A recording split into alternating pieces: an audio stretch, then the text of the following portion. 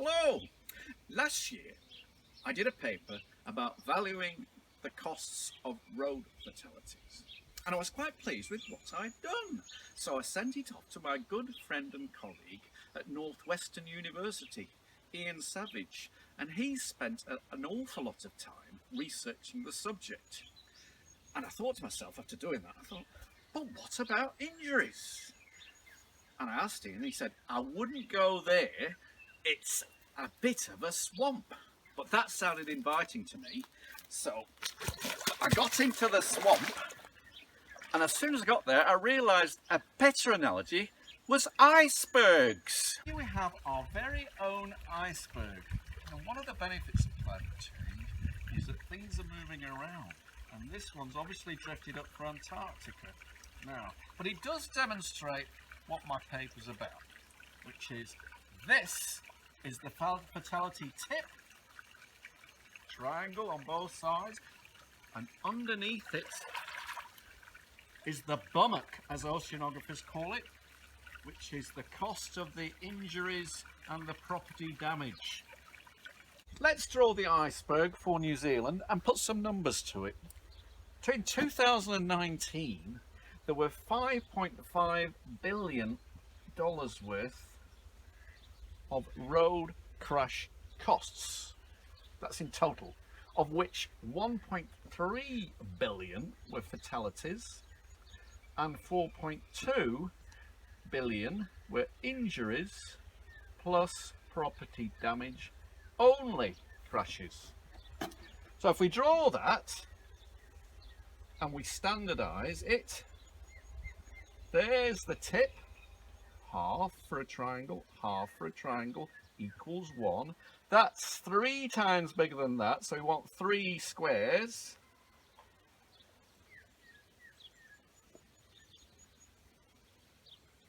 One, 2, 3. That's it. So in terms of attention, where shall we be putting most attention to in terms of costs? Is it the fatalities, or is it the injury and the property damage costs? I say it's the bummock, not the tip.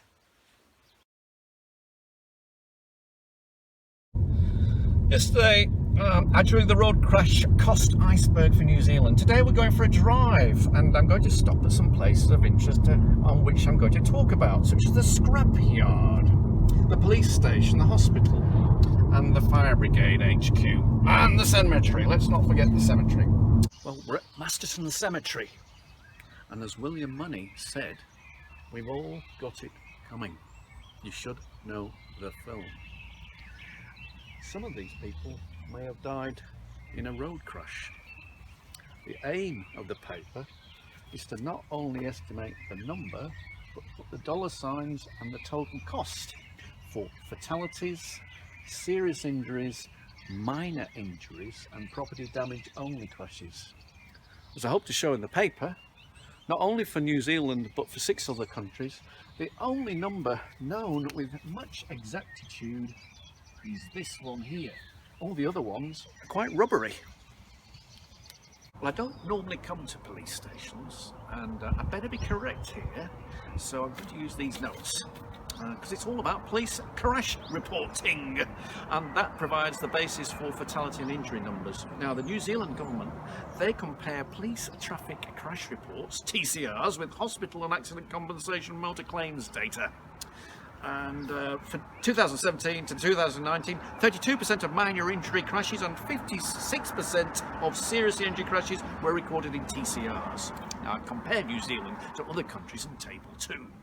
And the USA had a very detailed study done in 2010 by Blinko, and he came up with a ratio of injuries over fatalities of 293, which is way more than New Zealand. The UK uses the results of a survey of 17,000 people. It's a national travel survey. They include accident questions, and that reveals 3 times as many accidents as police reported, and that results in a ratio of 207. Nearly double New Zealand's. Australia has a weak set of figures, and I won't comment on them anymore here. Sweden doesn't adjust, so it has a low ratio of 61. Now, there's a second problem with classifying the injuries, because the police aren't doctors. So that means injury severity might be under or overestimated. And the Swedish study found that police overestimated injury severity. 50% of cases classified as injured had no injury at all. Over to the scrapyard. One of my cars ended up in a scrapyard after driving around the South Island having a crash. Now, property damage only questions. Not very glamorous, and not much people seem to do much research on it. Maybe an idea for a student. So how do you work out the number of property damage only crashes? Well, New Zealand multiplies the number of minor injuries, now remember that's already been factored for police on recording, by 8.4. That's based on a study done in the 1990s. What about the costs? Well, it's $3,300, and that's also based on an old study done by the same guy, Gurria, in the 1990s. Those studies should be updated. Here we are at Masterson's Hospital, where you might end up if you've had a crash. And you might appear in the serious accident statistics if you required hospitalised treatment. The US has developed a system called MAZE to classify injuries, which is also used by Canada and most European countries. MAZE stands for the Maximum Abbreviated Injury Scale. It's a scale from 1 to 6. A MAZE score of 3 plus is the threshold for a serious injury for costing purposes. New Zealand and Australia don't use MAZE, but they should. What about unit costs? Definitions and methods vary a lot. New Zealand uses studies done 30 years ago. Medical expenses were estimated at Dunedin and Waikato hospitals back in the 1990s. They need redoing. Human cost is based on a survey done in 1989. The UK and Sweden used the same contingent valuation approach. The same researchers were involved, such as Michael Jones-Lee. Michael was my lecturer at Newcastle University, and he was great. Well, New Zealand asked 655 people this question: how much would you pay to use a toll road if it would reduce your chance of dying in a car crash from 6 in 10,000 to 3 in 10,000? After excluding half the respondents for reasons such as mathematical ineptitude, they calculated a value of 2 million. A UK 1989 survey also asked a set of standard gamble questions about an accident requiring hospitalisation with 2 treatments. Treatment A had a certain outcome. Treatment B had the chance of normal health if successful, but death if unsuccessful. The chances of success and failure were varied until the respondent was indifferent. Use trained interviews is stressed as imperative by Jones-Lee. The results, well, preventing a serious injury was valued at 11% of a fatality and a minor injury at only 1%. New Zealand uses very similar values of 10% and 0.4%. Australia has 3 sets of costs. One set is based on the human capital approach. It's the oldest and the lowest, 2 million a fatality. The sanguine Germans use the same approach. The second set is used by Transport for New South Wales. They use the results of a stated preference route choice survey. It was undertaken in 2007 by David Hencher and PwC. Came up with a value of 6 million, 3 times higher. The injury costs are heavily determined by the consultant's factors, however.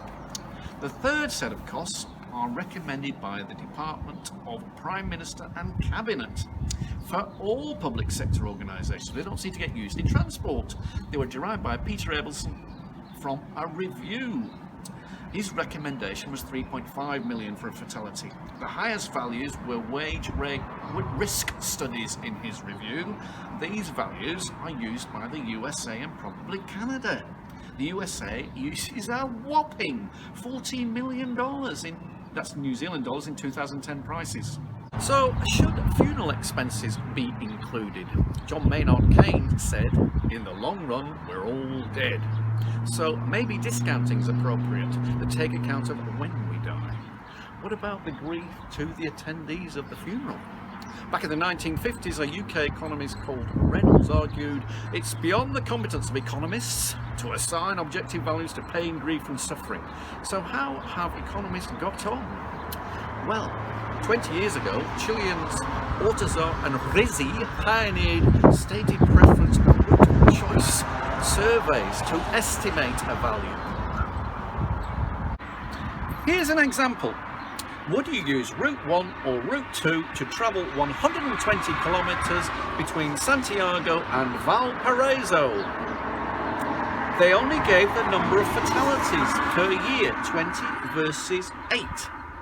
And when they analysed the results to a series of these questions, the response gave a dollar value per trip. By multiplying by the vehicle flow, which was 2.2 million vehicles a year, they calculated a value of statistical life. In later surveys, they added the number of severe injuries. So here's the choice with severe injuries included, 44 per year and 65 per year. It turned out, after analysis, that a severe injury was worth 45% of a fatality.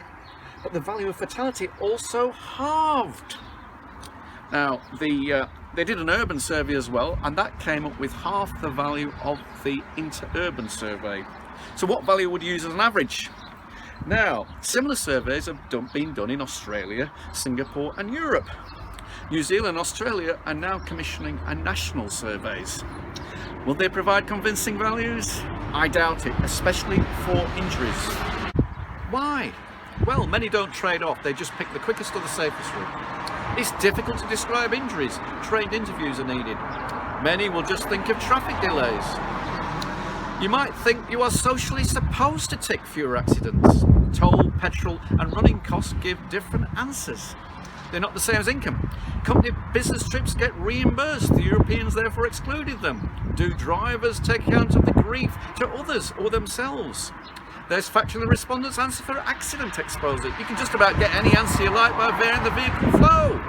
What about pedestrians, cyclists, children and car passengers who don't pay, and bus passengers? Greytown Fire Station, pretty atrocious day, so probably not going to be many residential fires today, but these guys, the guys that come out saving a residential fire, any other sort of fire, plus they might be the guys that come and hack you out of a car accident. So follow me, because it's a bit wet, and we'll continue the conversation. Right. So, question is, should government use the same value for all sectors of the economy? For things like the value of statistical life, values of interest. Does it matter where you die? Now in 2007, Merle, following on from a study by Chiltern in the UK, decided to ask 750 people this question, which is, simple question, government funding that could save 20 lives, how many of those lives should be car accidents versus residential fires? Now the answer was...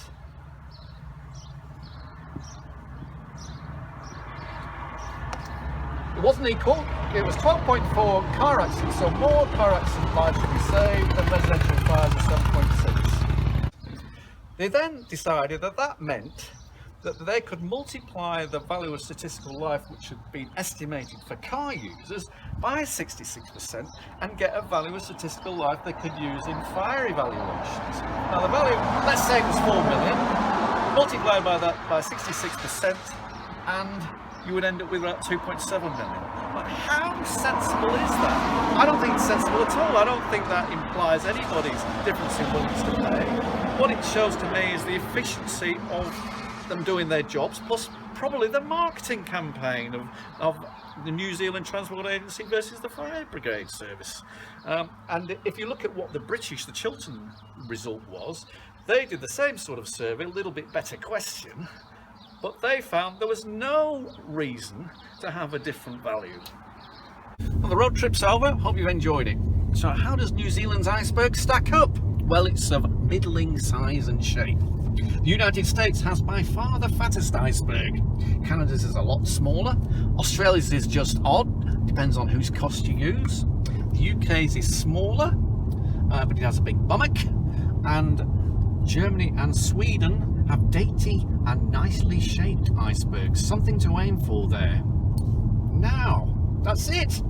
I hope I've shared a scintilla of pellucidity on the subject. Take care and enjoy your driving.